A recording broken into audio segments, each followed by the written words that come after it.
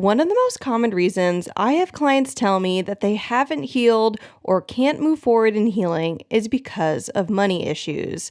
Not enough money, not knowing where to invest the money they have, or having wounds from previous investments that wasted their money and just not wanting to have to repeat that again.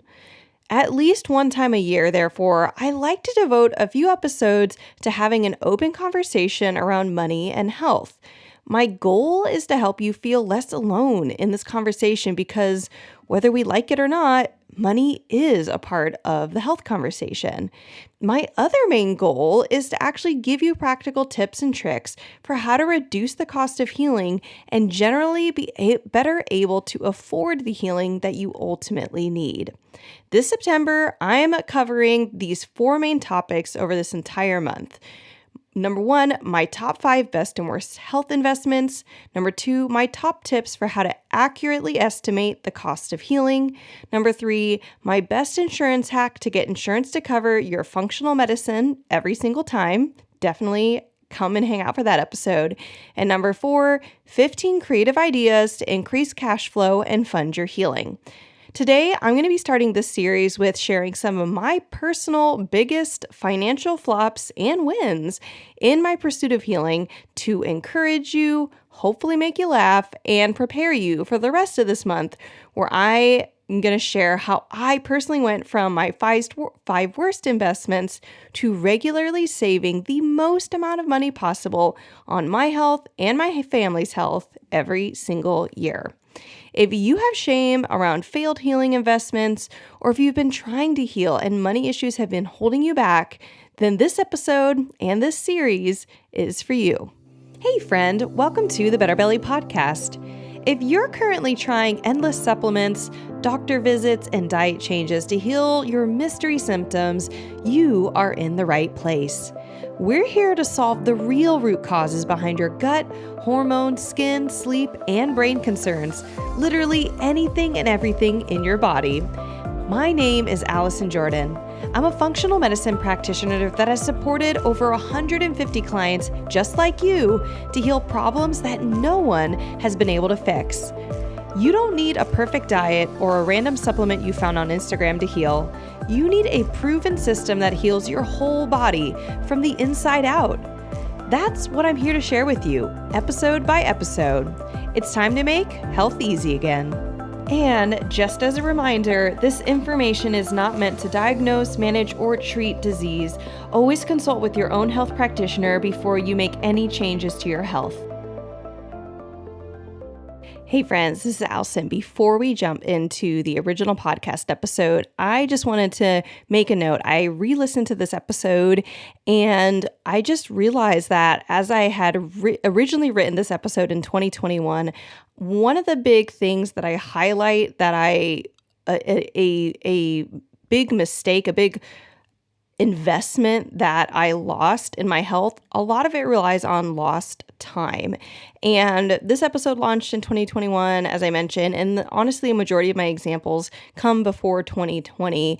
And honestly, I just know that since then, I've had countless more clients and even colleagues of mine, like Matt Kelly, who shared his own health story in the previous episode, where they have examples where they lost thousands or even tens of thousands of dollars, like Matt, who lost $30,000 on Lyme treatment for his son when that's not what his son needed. So I just want to share that I am going to be talking a lot more on the financial component, and I do talk about it in this episode. But if you're feeling a little bit at a loss, you're like, but Allison, you lost 2 years of wasted time, but I lost $30,000.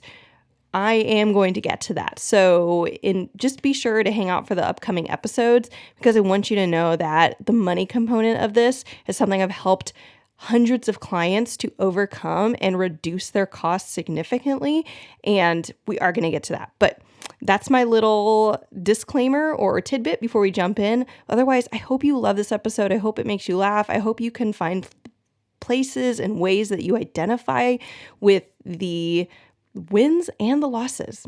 And I also hope that you stick around for our upcoming episodes where I'm going to be sharing even more juicy content. All right, now back to our episode. Okay, so back to the content of this episode. So we have talked in this podcast before about money. Money is really important aspect of health, and I feel like it doesn't get talked about a lot. It is definitely influencing our decisions. There's a lot of fear factors that come up when it comes to, okay, I want to get better, but this costs money, and what do I choose and what do I not choose?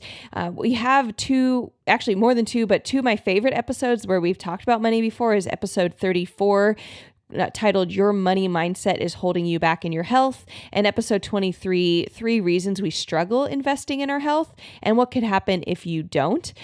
Those two episodes are really phenomenal. I talk a lot about my own money mindset journey when it comes to health. And if you've never heard of money mindset, let me brief you real fast. Everybody has this mindsets that come into play when we are making any choices that involve money, which there's a lot of choices we make. That's everything from like what type of coffee you're going to buy at the coffee shop to what type of furniture you're going to put in your house, or how frequently you're going to update your wardrobe, or where you're going to send your kids to school. Like, money's playing into everything. And so I don't want to ignore or pretend, and more than a pretend, really just ignore the fact that when you're listening to this podcast, when you're actually making decisions in your health, some of the decisions you're making are being swayed by money. And so in today's episode, I'm going to talk about my best and my worst health investments in my health. When I talk about investments, I'm definitely including both time investments and money. I know that, if you're a mom, if you're a career woman, basically you're a human being, time is also a factor in what's going on in your health, because we all have limited time. We don't have unlimited time. And so I'm going to start with the worst investments first, because who isn't devilishly interested in my mistakes? I know, right? Even when I was writing them down, I'm like, what are my top 5 worst mistakes? I don't really ponder on them too often, but it was a very interesting process for me to write them down. And then, of course, we'll save the best for last on the turnaround, the positive things that happened. It's not all bad. It really isn't all bad, which is really amazing, because it started off really bad. And when I share each of them, my top 5 in each category, I'm going to share them in chronological order. So like in the worst category, it'll be the earliest worst mistakes to my latest. That's how I decided to do it in order. So, all right, my 5 worst health investments. Number 1 starts off in 2015 with blogs, Googling, and nutrition-based healing. That was really depressing for me to write down. Partly because I do want to say that blogs and Googling was not a total waste of time, but the main reason it really did make it into my top 5 worst investments is because it did not heal me. Like, that's how I'm measuring investments here is was it effective? That's pretty much it. And so blogs and Googling are not completely bad. I think that blogs and Googling familiarized me with some terms that I still use today, like leaky gut. But even when I was doing like exorbitant amounts of blogs and Googling, I remember thinking, like, is leaky gut a real thing? Like, my dad's a doctor and I've never heard him talk about it. And it also is not, like, clearly not scientific. Like, leaky gut, like, is not it's not like pernicious anemia, or just, it doesn't have like a Latin base. You're like, what is this? And so I remember thinking, even when I was blogging, like reading blogs and reading Googling stuff, first off, like, there's the whole problem of like, all of this sounds like what I have. And you've probably experienced that too. I feel like most of my clients that I talk to before they start working with me, they say, I've been reading all these blogs and it just sounds like I have everything. And so that was another problem with blogs and Googling, was the blogs themselves could not teach me how to separate or pull apart one problem for the other. And your body has a limited number of symptoms it can give you. So that's why you can have so many different things, blastocystis hominis and candida and H. pylori, and sometimes they can just all look the same. And so blogging, which is mainly based off of symptom analysis, is just going to end you in a loophole and make you feel like you've got cancer and candida, and it makes your mind go crazy. And so I felt that way. I still kept searching because I really kept hoping and believing, and like the next blog post is going to do it, the next one. And I definitely eventually burned out. I will say nowadays, I find blogging and Googling much more helpful than in 2015. And I see the main difference being that I know what words to Google that I was not coming across in 2015. I was Googling stuff like gut pain and bloating, or like maybe specific food groups, which is why nutrition-based healing made it into this like first one of like just like reading recipes and like this is going to heal me for sure, and then it didn't, and it was just miserable. And following diets, which is the main thing I found on blogs, was do the low FODMAP diet, do the elemental diet, and I felt like I was just being pulled in 27 different directions, and when I would go in one direction, it didn't help. I didn't feel better. And literally, you can feel the frustration in my voice, like thinking back on those times. Just don't expect blog posts to heal you. They educate you. You can look it up for maybe specific things if you're on a healing program or you already know something about what you're learning about. But otherwise, it's not like using the Bible to fix your life. Like it's not going to be an A to Z thing. It can't, and it's not specified to you. It's just not. To summarize my blogs, Googling and nutrition-based healing, just to say it was a lot of time. It didn't cost me maybe too much money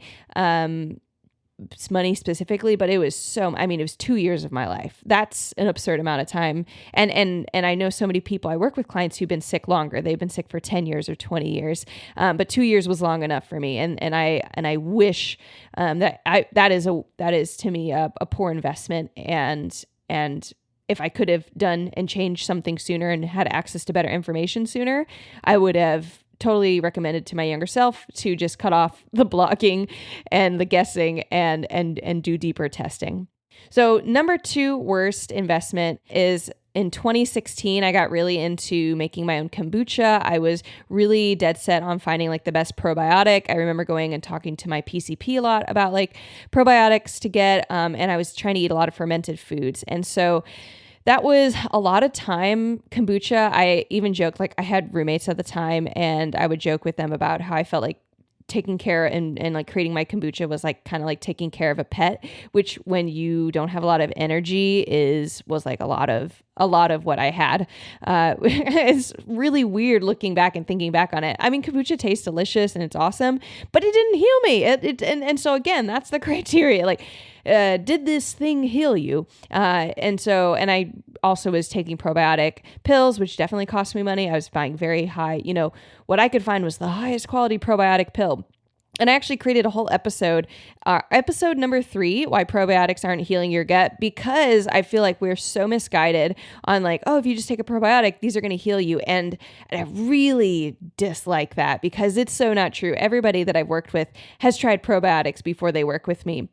And so I'm guessing I'm not working with the people who probiotics worked for. I know probiotics has supported some of my clients in the past, but usually they hit this point where then it's not helping them anymore. And that's a real thing. That happened to me where I was like, oh, I think this is helping. And then it like wasn't helping. Not only did it seem like it didn't matter, but often I was finding I was drinking kombucha or taking the probiotic and I was starting to feel worse, which is actually a very strong symptom of just general microbiome chaos in your gut. And so when you're taking a probiotic or some type of fermented food, you're actually adding chaos to all of the bacterial and microbial chaos in the gut.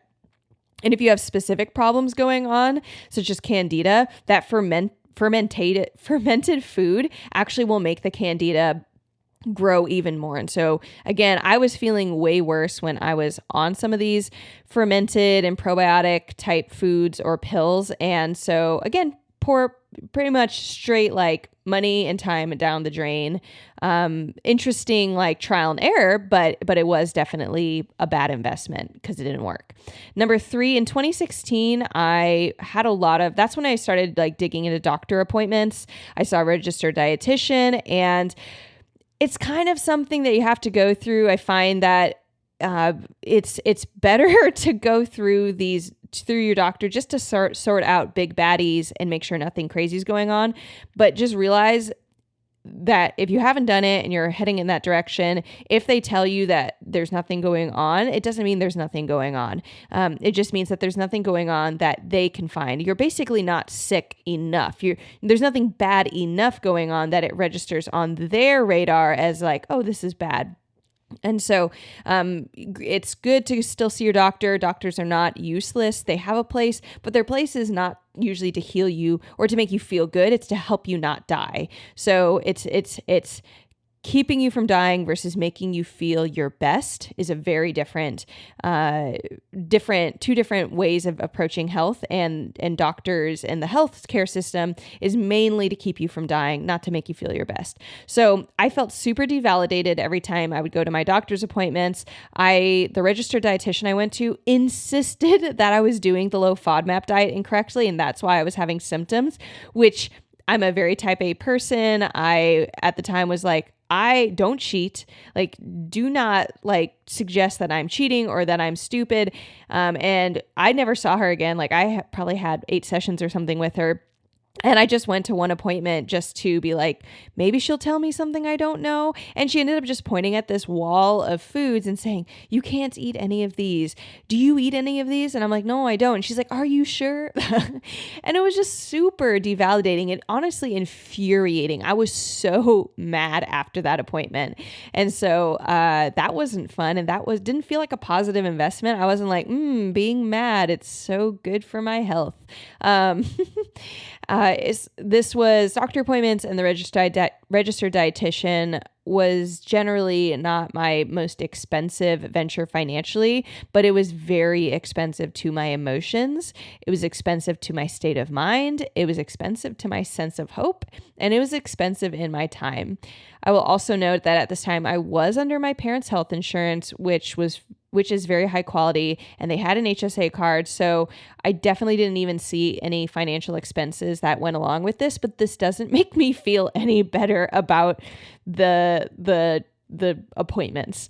My one positive takeaway that I had from this was, I guess I had 2 positive takeaways, that I had a gastroenterologist who did point me to a pelvic floor therapist, Allegra, who introduced me to craniosacral therapy and visceral manipulation. And it was because of Allegra, I talked about, I think in episode 1, in how I healed my body from IBS, but it's not something that all pelvic floor therapists even do. I was basically super lucky that she even knew any of it. She had just been trained in the first level of cranial 1 and visceral 1, which is just crazy because now I have all the levels of cranial, all 4 levels of cranial, all 4 levels of visceral manipulation.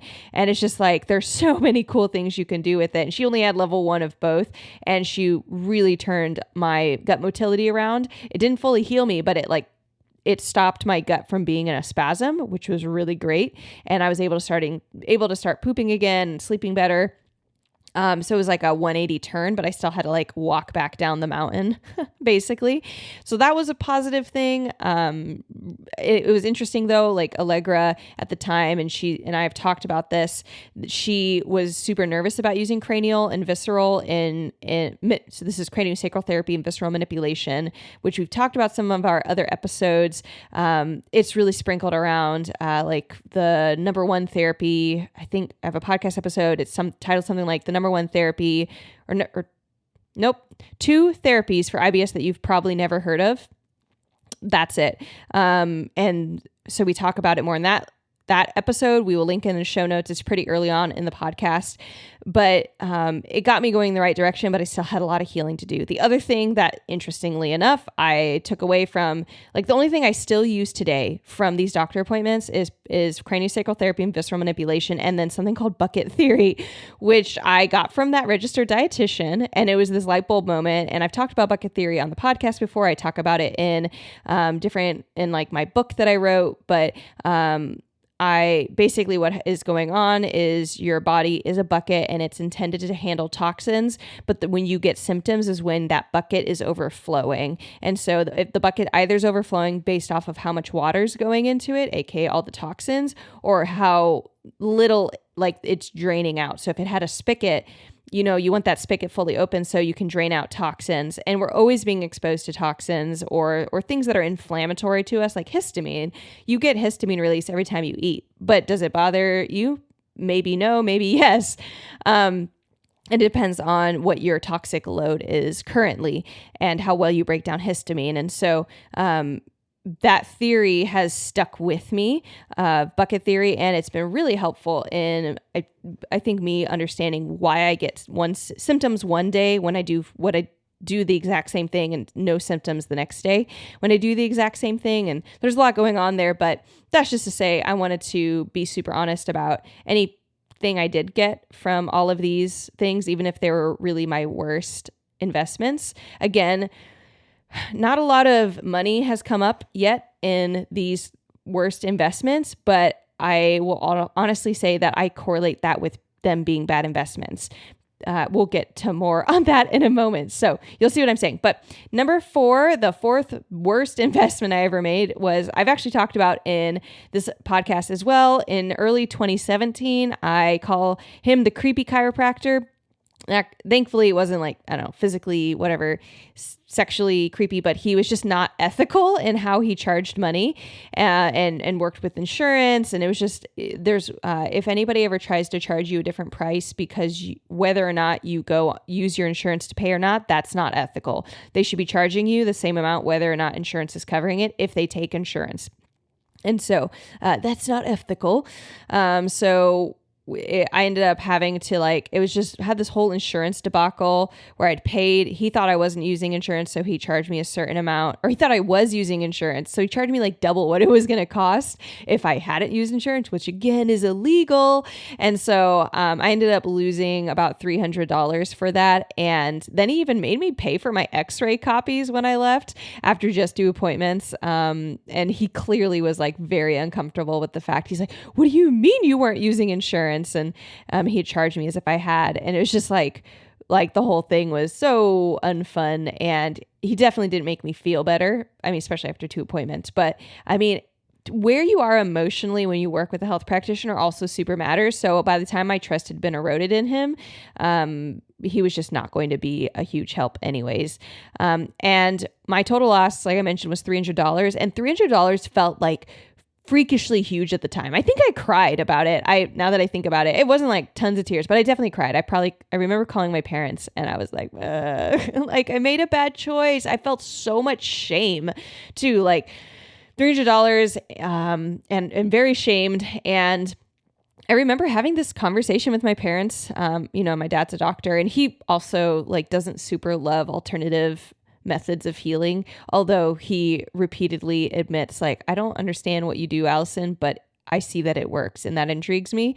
But he's like, okay, he was wanted to be supportive of me going to chiropractor, but he also was like, yeah, there's kooks out there, see? And so he's just like, just be really careful and research more. Please research more before you go to your next person. So I really did. I buckled down. I went onto as many websites as I could, try to look for keywords. I remember going to several free appointments to different chiropractors and asking them questions and really interviewing them on how they worked.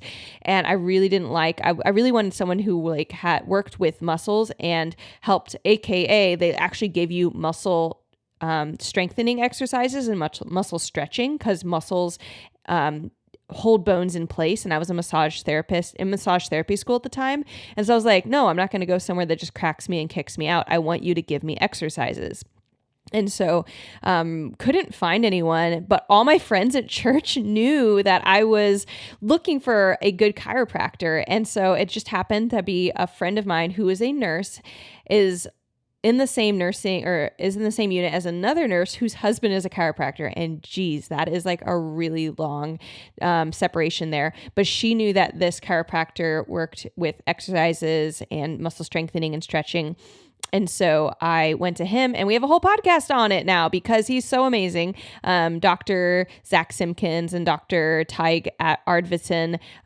We have a podcast episode called How to Choose the Best Chiropractor with Dr. Zach Simpkins and Dr. Tig. And that's episode 36. We'll link it in the show notes. But all that to say, that bad investment did lead to a good investment, but there was this pivotal moment on the phone with my parents of like getting over some of my shame. And that's something I see in clients that I get on the phone with who end up not working with us. Sometimes there's this like sense of shame of, well, I've already made a bad investment. Am I allowed to make another investment? There's totally fear. Like, what if I make another bad investment? And I definitely felt that way. I definitely compensated by like lots of research, and it was worth it. Like, I'm glad I didn't go to, I think I went to 3 other chiropractors with their like free appointments and basically interviewed them. And I remember being slightly frustrated that after 3 it wasn't there. But then my 4th one was, I just stopped going and started like asking around, like, who do you know is good? And I got that one. And so community is really good, like hearing people's, wins and stories. And I'm actually going to link in the show notes. We're going to talk about in a second, but our testimonials that we've had from our clients, we've had some of our testimonials on the podcast, or some of our clients to talk about their journey, which has just been so fun, and so precious that, they were willing to share their stories. Just in general, that just because you make a mistake once doesn't mean you're going to make a mistake again. But that was a thing for me, was one of my bigger financial mistakes. And then in 2018, I remember downloading a lot of free like juice cleanses and gut healing programs. I bought a few ebooks, and none of those were helpful. And that was like in 2018, that was kind of the last year I can remember just making really poor financial, or like, not poor, just investments that didn't get results. That's it. That's all I see it as. Okay, these didn't get me results.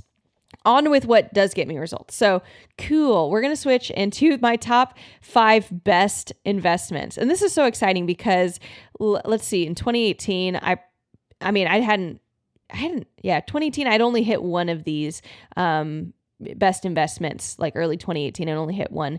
And so it's so cool to look back and to realize like you can actually get a string of good investments. It's a real thing. You're not stuck making bad investments. And so it's about familiarity with territory, doing research, knowing what questions to ask. You listening to this podcast, definitely, whether it's this episode or previous episode, is giving you context. That's my main goal as I'm talking of this, is giving you context for making decisions. And so, my best investments are starting in 2017 with chiropractic care from Dr. Zach Simkins. So, already mentioned this. It's kind of funny, but basically that was my transitional point, was this like breakdown moment, crying, like I made a bad decision with my money and my health, and seeing this other chiropractor who was just not ethical. And I was like, wow, let's go for ethical next time. And just seeing how so quickly, relatively, I think it felt like forever, because my neck was in a ton of pain, and I was like, I want this gone now. And it took me probably a couple weeks, but it was so worth it to actually find a really good quality practitioner. The other interesting thing, the big thing that's interesting in this being the first, when we're talking about chronologically, the first best investment I made in my health, was it was also the most expensive investment I had ever made in my health, or knew about, and the funny thing is I knew it on the front end. All the other blogs and stuff, you don't know about the investment on the front end. You're like, this is free. This is not a big deal, but it is costing you. It's costing you time. It's costing you money. It's costing you emotional energy. It's costing you all the time you try to find the ingredients to buy all these recipes that don't heal you. And so I remember when I worked with Dr. Zach, it was in like maybe the mid 1000s. So like 1,500. I don't know. Maybe I'm wrong. It was like something like that. And I remember my eyes like getting huge when I saw what it was going to cost from A to Z. And this was from A to Z. It wasn't like the first appointment. It was the entire cost of care to make my neck better. And I had never seen a number that big, as far as like, other than maybe like buying a car. I think my frame of reference was just like, what is going on? And so I remember looking at this number and hemming and hawing, and Dr. Zach's, when we were talking about like this investment, we were looking over my x-rays and just talking about, how the cost of care was going to last a certain amount of time and not be indefinite, which is another problem you can run across in chiropractors. But he was actually going to help me heal and then maintain my body, so you didn't have to. I only see him like once a quarter now, just for support, just for maintenance. But he said, basically, how much is your neck worth to you? right? Like, how much is my neck worth to me? And I remember looking at the number, I'm like, way more than $1,500 or whatever it was, right? And that was worth it. Like, I'm so grateful he asked me that question. It takes a lot of guts as a health practitioner to kind of push back against some of the money mindsets you see people struggling with. But if you know the work that you do is good, and you know you're going to get them the outcome, the money pretty much doesn't matter, unless the person just doesn't think that their neck is that valuable. That's a separate problem. I can't change that. Who couldn't change it if I didn't find my neck that valuable or like a healthy, not pained neck? So was I scared to make the investment? Heck yes. I was like, what is going on? This is a lot of money, but also knew that I wanted my neck to be better. I felt really confident, like way better about him than any other chiropractor I talked to. He fit all the criteria I was looking for. So I went for it. And this ended up being the key that helped me run again. Note, I went in for neck pain and I came out being able to run a marathon. When I went to Dr. Zach, I couldn't run 2 miles without having pain in my knees primarily. And I just figured I'd like torn a meniscus or something, because it was a problem I ran into after running my first half marathon, and it was in my knees. So I was like, well, the problem's in my knees, right? But I learned through him that when you have knee pain, when you run frequently, not all the time, but frequently, the problem is not in the knee. It's most commonly going to be in the hip, and then second most commonly going to be in the ankle.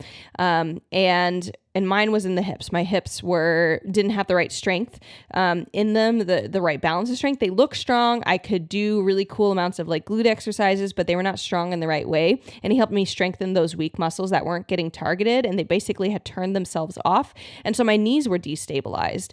And so he helped both with chiropractic adjustments and through muscle stretching and strengthening, balanced my musculature so that I could then that same year, literally it wouldn't be that same year. It would have been the next year after, because 2017 is when I saw him. And then in 2018, I ran a full marathon. What? So crazy. And so I totally give him the credit for that. And of course, my neck didn't hurt, or he stopped my neck from hurting like ridiculous amounts. I couldn't sleep because of the neck pain. It was just so bad. And I was like an ex-gymnast, and I did yoga and I ran. I was like the quote unquote healthy person. I'm like, how am I in this much pain? And so just really amazing. And it was this light bulb moment after the money was spent and I felt amazing that I was like, okay, I have to spend money the next time I want to feel better. Basically, like, this is my option. You get what you pay for. And so I think for me, there's a very clear delineation between not paying really very much at all for my health and then like actually getting results and paying for my health. And so I know that's not everyone's story. And I realize that there is some, for whatever reason, luck, privilege, I don't know. I definitely have worked with clients who have spent thousands of dollars on care and healthcare and not gotten results. And there's a million reasons why that might be. My heart definitely goes out to those scenarios, but I also have talked with women who haven't really invested. They've invested maybe the way I had, like blogs and books and little bits here and there. But aren't making that bigger leap. And the truth is that people who are charging that much, they're charging it because it works, because they've spent their time and their energy and their lives perfecting that craft, because they've found something that is different than what other people are offering, but it's just not covered by insurance. And that doesn't make it bad. It makes it honestly a lot of times better, or at least different. So in 2018, I got my next best investment in my health, which was paying for training and treatment in craniosacral therapy and visceral manipulation. Was I scared in the investment? Yes. Was it thousands of dollars for the training and treatment? Yes. What was the result? I pooped. I slept. Those were two huge things. And at the time that was great, and definitely less abdominal pain due to pooping. Just an increased appetite due to pooping. Increased energy levels due to sleeping and pooping, because when you poop, you get rid of toxins. And if you don't poop, then you reabsorb the toxins back into your body through your hepatic portal vein system. So that's no bueno. And and it does make you feel grumpy. It can make you feel lethargic. It can make you feel moody and foggy headed, all that jazz. So pooping is important. And I started to poop, and that was huge. I can remember being at my courses and getting some treatment, and just like feeling totally different at the courses. I remember getting treatment outside of my courses, and it just was really opening up my eyes. So again, first one, thousands of dollars, so like more than 1,000. Second one, craniosacral and visceral manipulation, way more than thousands of dollars as well. Number 3, in 2018, I started listening to podcasts. And so that investment was, I'd say, majority of my time. And this was a big deal to me because at the time I was listening to podcasts as a part of a mental exercise to help retrain my brain. I was I have a history of being depressed and anxious. And so I was like, I'm going to put on a new tape recorder, like literally when you think about podcasts, a new voice in my head that's not my own head, that's not this own depressed and anxious thoughts. I'm going to retrain my thinking. And so I was listening to podcasts or business podcasts, mindset podcasts, spiritual growth podcasts. I'd listen to it on the way to work, on the way from work, in the shower, while I was cooking, while I was doing laundry. I was putting in this different voice because we rewrite our voices in our heads. And I don't think I have a podcast episode on it yet, but I have definitely mentioned it throughout this podcast, this concept of how we change our brains. And it's mainly through repetition, not through logic. Like, well, I should be happy or I should be motivated. It's like, that doesn't work. Our subconscious, they respond to repetition. So I was repeating certain mindsets and positivity and strategy to help change my brain. But the other thing that was really cool because of listening to so many podcasts was that I came across functional diagnostic nutrition by Reed Davis. So that's what I do. I'm a functional diagnostic nutrition practitioner. And in 2020, I discovered that, which has changed my life, my health, and those of my clients. So because of FDN, which is functional diagnostic nutrition, FDN, I found it the week that the pandemic shut down Michigan, which is where I live. And I invested with the approval and onboarding my husband. I invested thousands of dollars into studying functional lab testing in the functional diagnostic nutrition way. And so that was the same week that my business shut down. It was the week when we didn't know when I'd get another paycheck. It was the week that I spent more money at once than I ever had, other than us buying our home. And it was the most I'd ever spent money at once on my health because of that program. And I know that I took that program partly for my clients, but I really also took it for my health. Like I wanted to know, what can you teach me? What is there that's nobody else is teaching me? I haven't even known who to go to. I haven't even known what doctor or what to do. And so, because I knew that there was more, because I came across that podcast episode, I then knew that I could invest in FDN. And so podcasts have been incredibly helpful. I'd say they haven't made this like 1-to-1 ratio of like doing something and healing myself, but it's given me more tools. And it's another reason that I wanted to create this podcast, is because podcasting has changed me so much. And just, again, coming across information I wasn't coming across in blogs, being able to hear someone's voice while I was doing stuff and changing my brain and really challenging myself. So I do try to challenge you guys because I know that being challenged when I was listening to podcasts was so impactful to me. Number 4, the fourth best investment in my health is lab testing. Point blank, like getting lab testing done, which is very different than just knowing that the labs exist or knowing that I could do it, actually doing it. And the funny thing is when I was doing the lab testing, part of it was actually required for functional diagnostic nutrition. And I remember, I'm just being so honest, guys, I remember being a little bitter that I had to do this lab testing because I was like very proud. Like, I am very healthy. I don't need to do this lab testing. We're going to find nothing. I was so proud, guys. And I sometimes wonder if when I'm talking with somebody or we're just discoursing on lab testing, I'm like, maybe they don't want to do testing because they're like proud or like, think that nothing will, definitely I hear that they think nothing will come up. And so I really didn't think, for example, that I had a gut pathogen. Like, I really didn't think that I had a gut pathogen. And I got a stool test, and I found out that I had one of the most common and one of the most like intense parasites you can have that correlate strongly with IBS. So we even have a podcast episode called like the number one pathogen for that correlates with IBS. And so and we can link that in the show notes, but that is Blastocystis hominis. And it really demolishes your immune system. I also learned through that stool test that showed me I had Blastocystis hominis that I had something called H. pylori, which was destroying my stomach acid levels and causing me to not absorb B12 and iron and calcium and zinc. And I also learned from that test that my immune system was actually responding to gluten, and I needed to be more gluten-free than I was. I was like, sort of gluten-free, but clearly not enough. And going gluten-free was really helpful to my health, as well as dealing with that frickin' parasite. And so we'll put a link in the podcast episode for that number one most common parasite in IBS. And then I also have a podcast episode where I talked about an update on having my parasite and how my health changed after I dealt with it.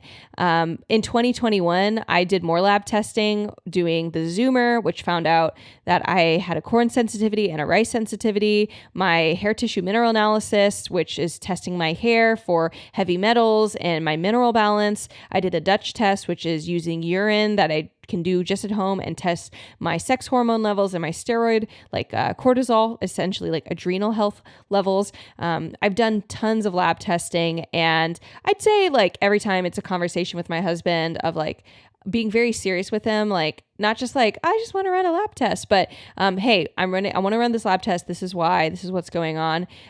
This is where I think we can pull the money from, whether that's saving for it the next few months to pay for it, or pulling it from a certain area and replenishing that money, whatever it is, and then telling him like, this is the differences I'm expecting to expect. And that makes a difference. Like, he gets to enjoy me having more energy to remodel the house, or he gets to see me flourishing in my business because I feel better, or he gets to see it'd be easier for me to hang out with his family when we go on vacation with them because I have more energy and I don't have to like take as many naps or hide out or whatever it is.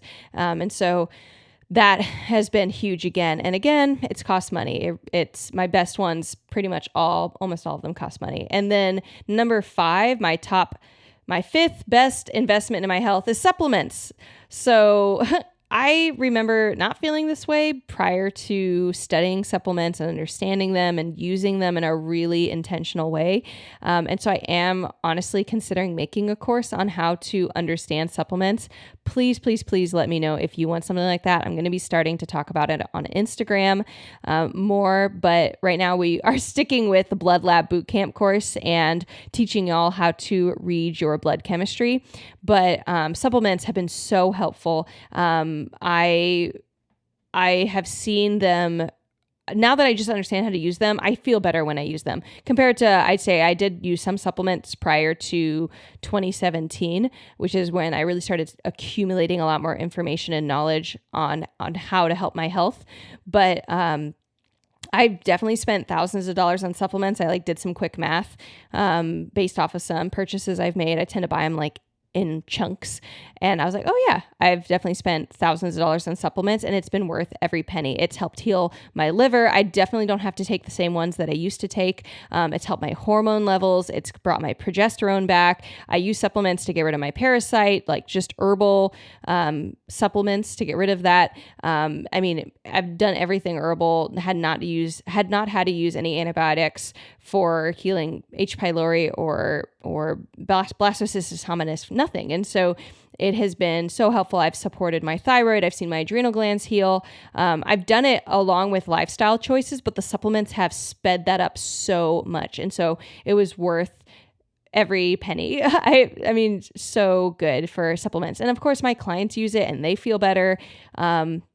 But seriously, guys, if you want to learn more about supplements, please send me a DM or just start following my stories or I'm going to be starting asking questions. It's what questions you have on supplements, what you want to know, what you would want to hear if I made a course on it. So I will say in this whole section on my best investments, it was scary pretty much every time to invest. There was no like, I can't wait to spend a few $100s on this lab test or these supplements. I can't think of any other way that I would spend this. We have intentionally chosen to delay buying certain things for our home, like a new couch or a new dining table or better this or better that. We really are like, okay, we're balancing all of our purchases with our highest values and they correlate. We feel so good. We, as in me and my husband, feel so good about the investments we make.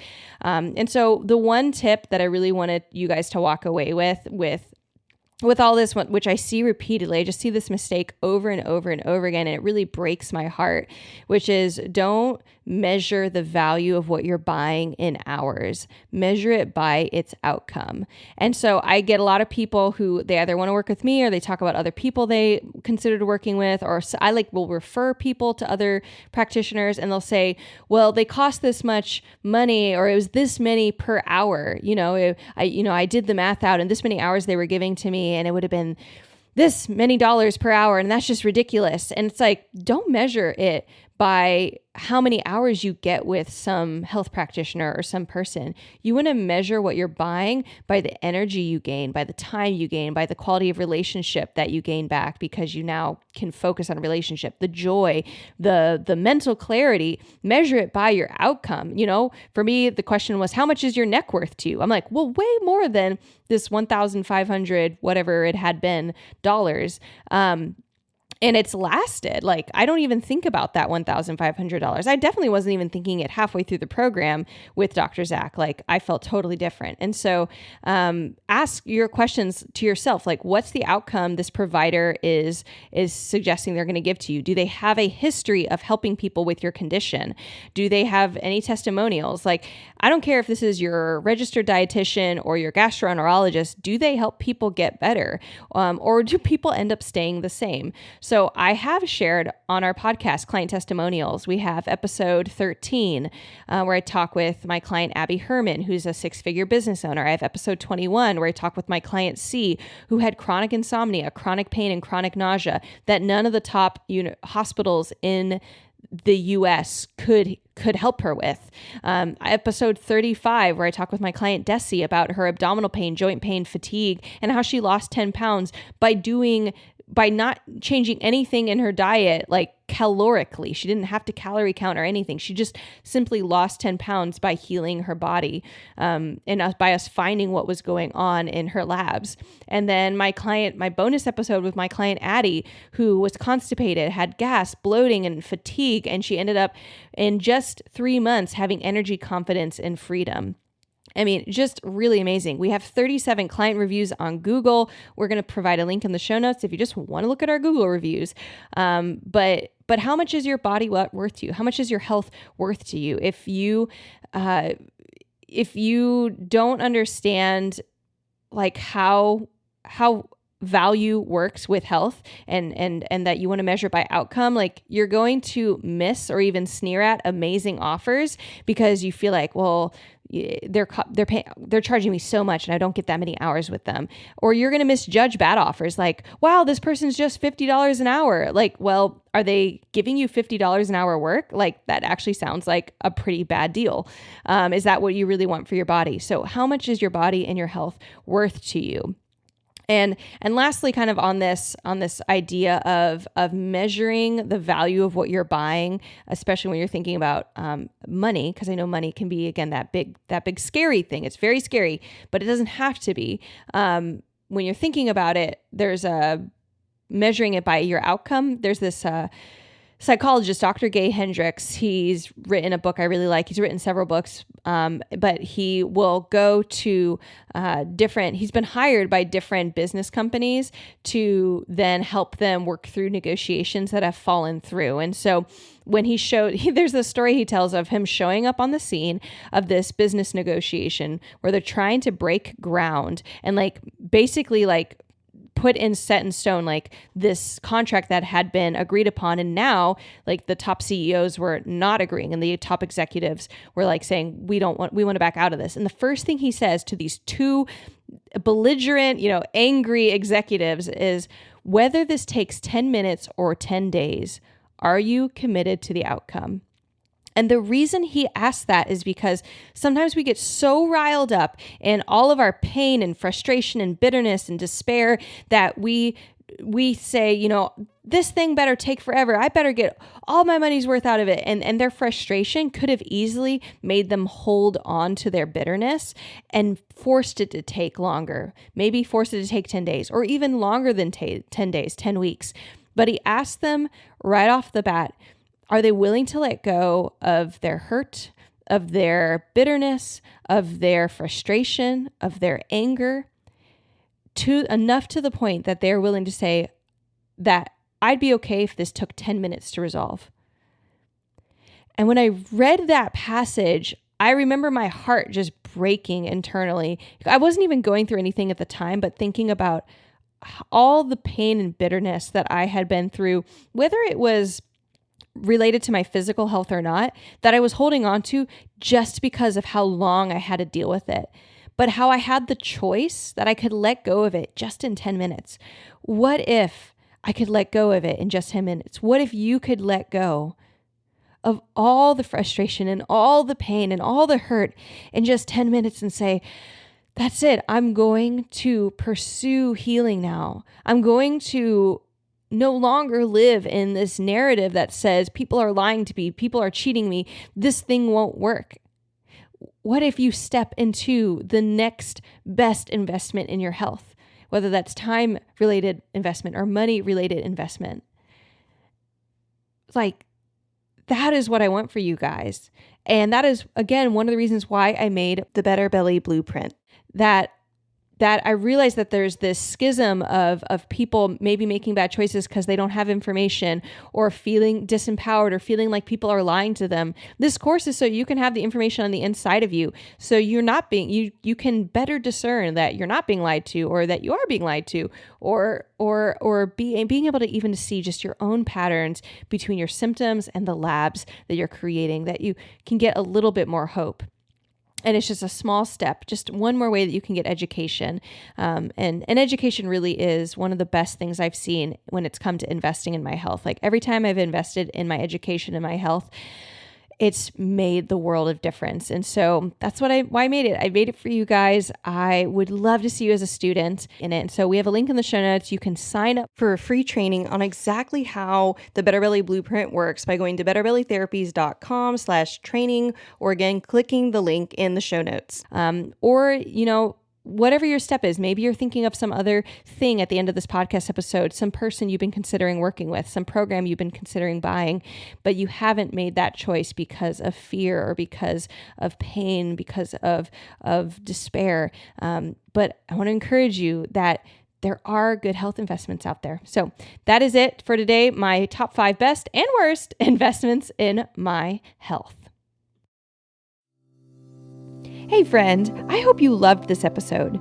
If you've been a fan for a while or newly loving this podcast, can you do me a favor? Drop into Apple Podcasts and leave me a review. When you leave a review, you do so much. You help me know you're listening. You can tell me what you're loving so I know what to make more of. And you help others by boosting this podcast so other people like you can find the podcast too. I mean, it's a win-win-win, right? So if you want a way to pay it forward, just go to Apple Podcasts or click the link in my show notes and leave a rating and review. And if you want some more free stuff, just head over to my free Facebook group, betterbellytherapies.com/Facebook, and you can get access to all of my free support for you, including some Facebook group exclusive stuff like my podcast episode vault, where you can search the Better Belly podcast by topic and find exactly what you need to expedite your healing. I cannot wait to see you in there. Catch you guys next week.